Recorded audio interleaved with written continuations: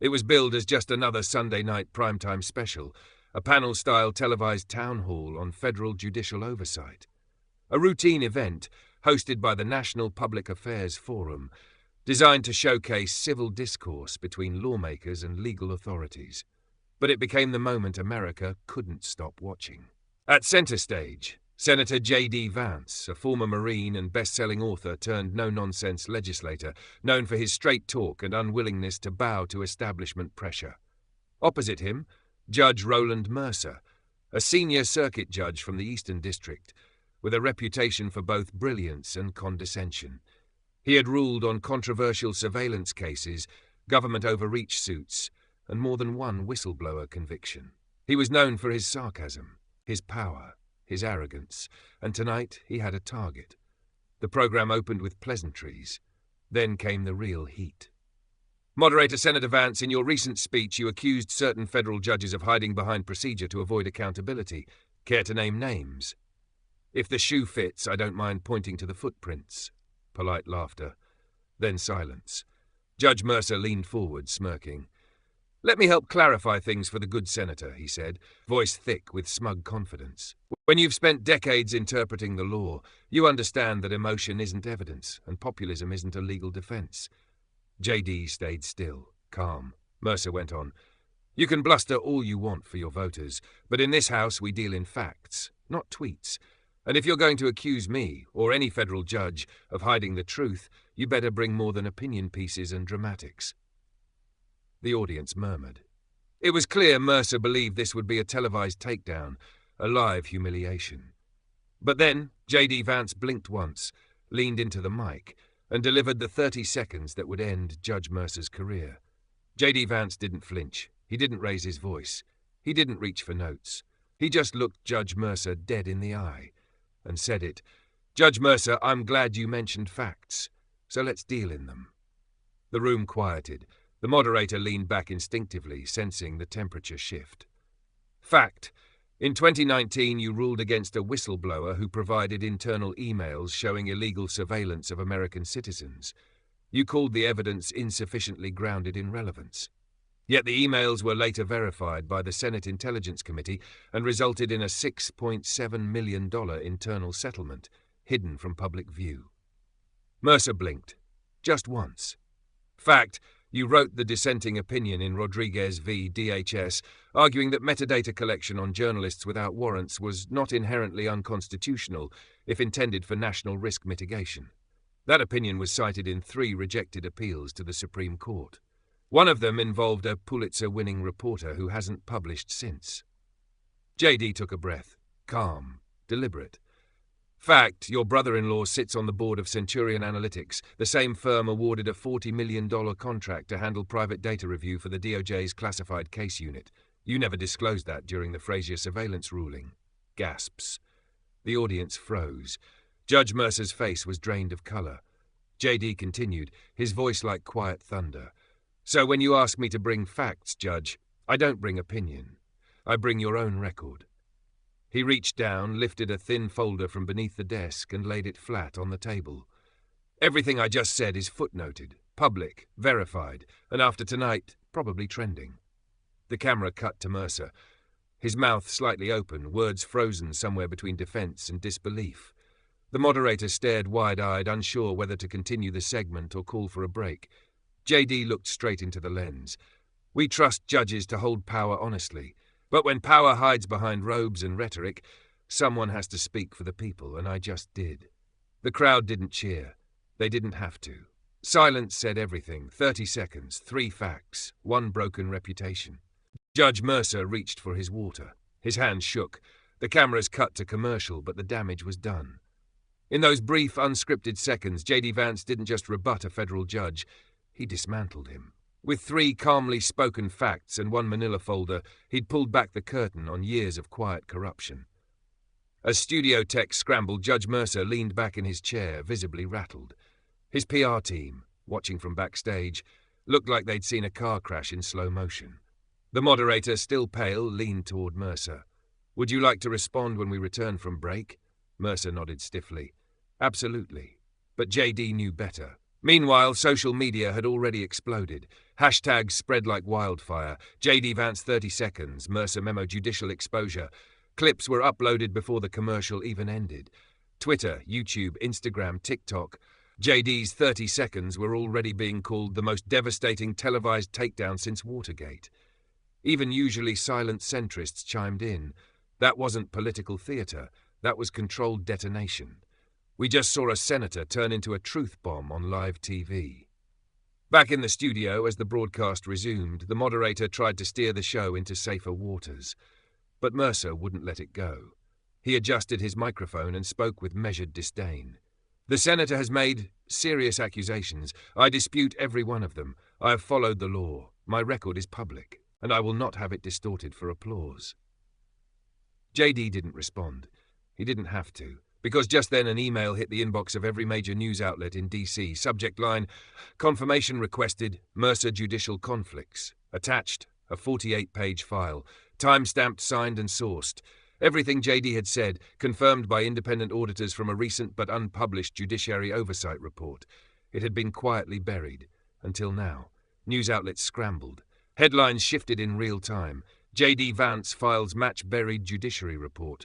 Judge Mercer's conflicts confirmed by internal docs. Senator Vance goes viral and vindicated. By the time the broadcast ended, Mercer's team had gone dark. JD Vance walked off set without saying a word to press. But the look in his eyes said everything. This isn't over. It's just starting. By midnight, JD Vance's office had uploaded the entire Mercer file to a secure public server. Verified documents, sourced excerpts, names, dates, conflict disclosures that had never been made public until now. The press didn't sleep. Neither did Judge Mercer. At 2:16 a.m., a reporter from Politico tweeted a bombshell. Just reviewed the files. Mercer did fail to disclose familial ties to Centurion Analytics, confirmed via judicial ethics clerk. Major breach. The American Bar Association issued a statement by sunrise.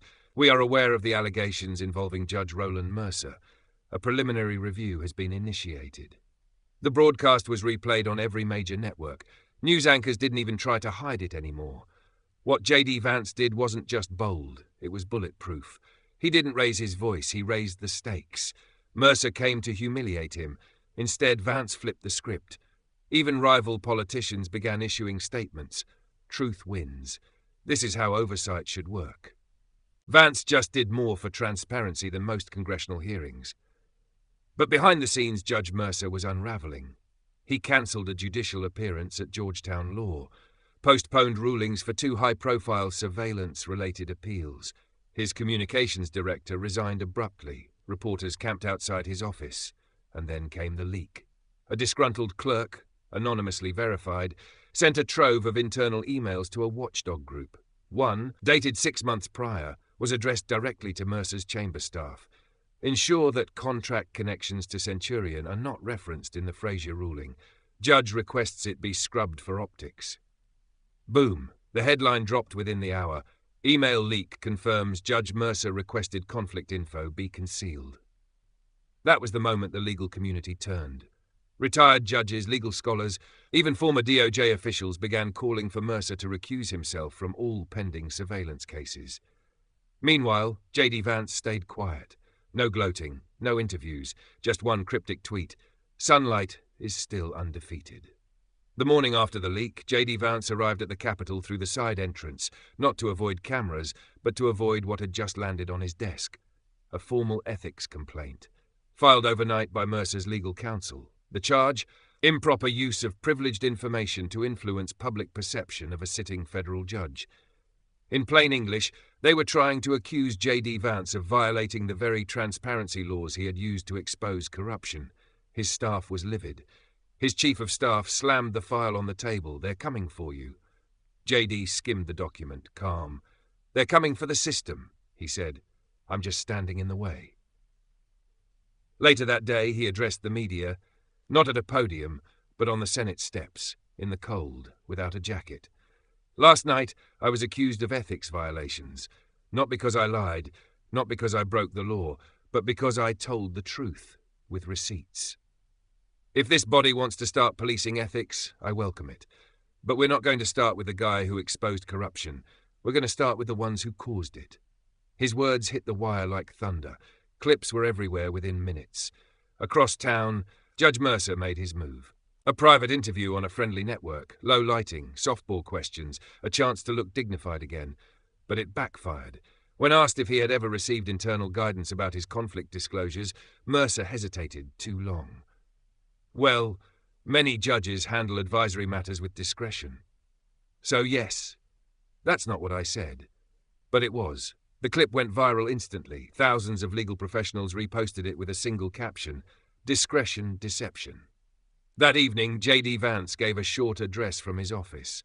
No lights, no suit, just his voice. When you shine light on corruption, the shadows push back.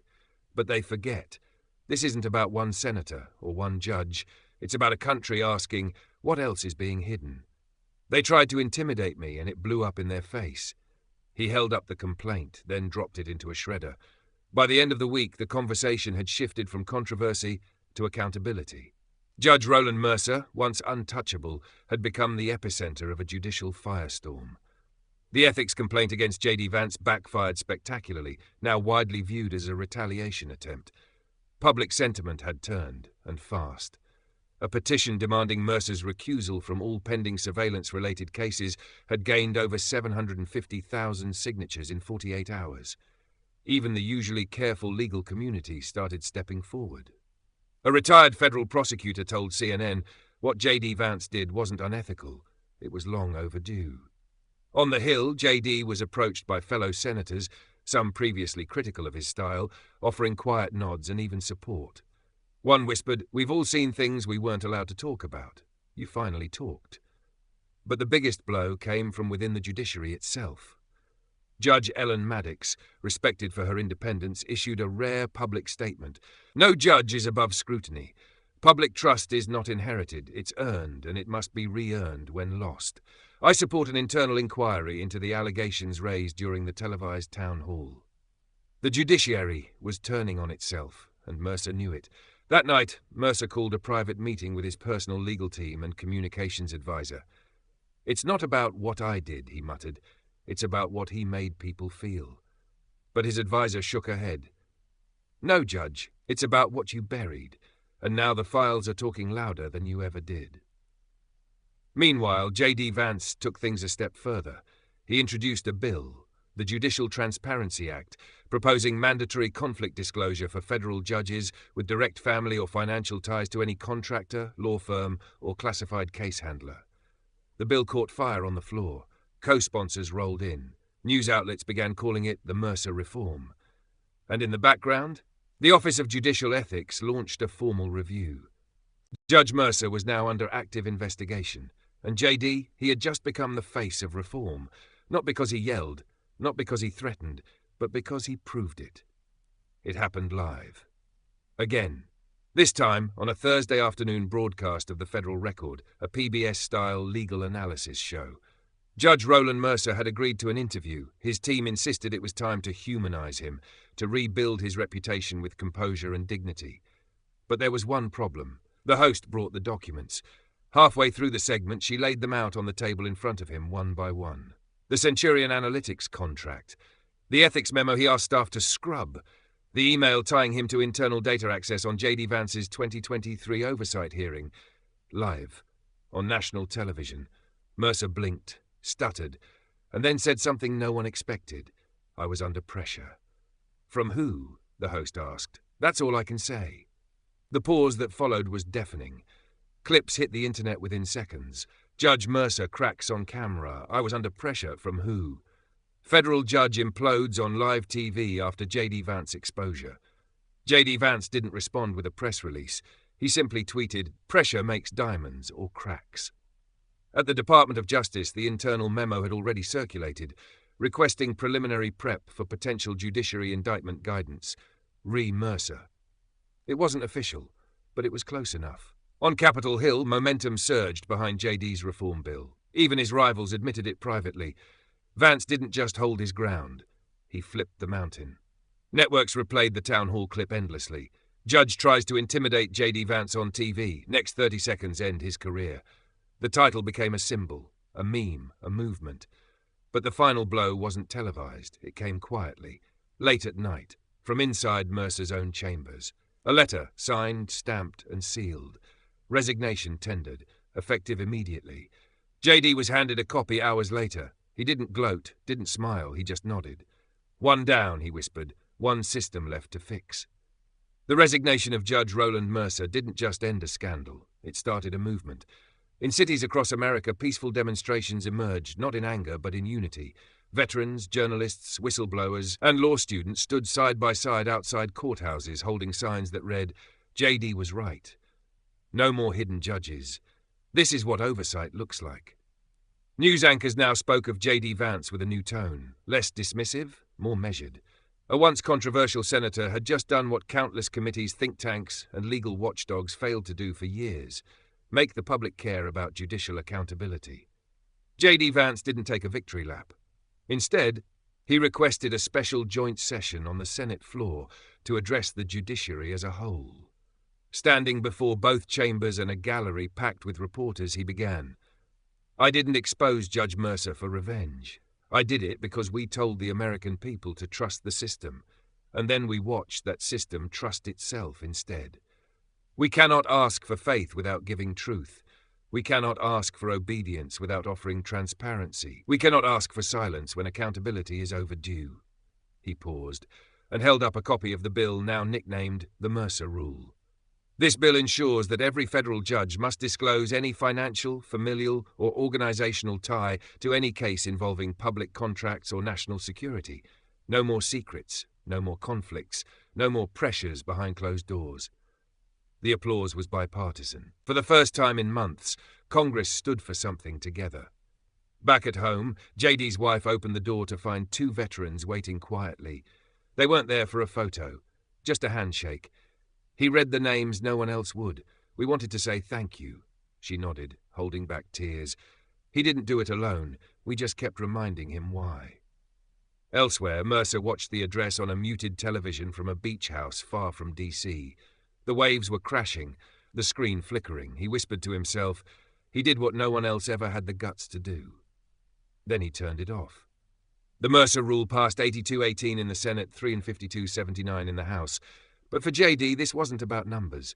It was about restoring something no law could right: public trust. 9 weeks after the broadcast that toppled a judge, JD Vance walked back into a TV studio. Same network, same host. But everything else had changed. The chyron below his name now read, Senator JD Vance, author of the Mercer Rule.